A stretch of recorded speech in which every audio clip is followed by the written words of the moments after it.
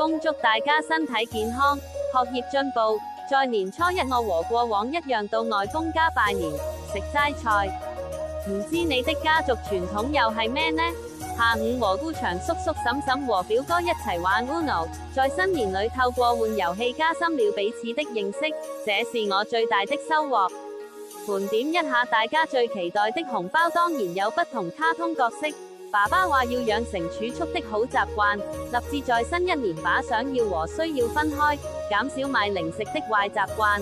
年初四嗰陣時，我就去咗一個小朋友嘅生日會，佢係3歲生日，然之後見到有一個哥哥同我差唔多一樣，都好中意唱 K， 然之後我哋就玩得太過夜啦，所以應該要返屋企。咁媽咪返屋企嘅途中呢，媽咪就見到，我就提媽咪有個年宵市場喎，然之後我哋就喺度影相，我就好想買嗰個棉花糖，但係媽咪唔俾，所以我就唯有唔食棉花糖咯。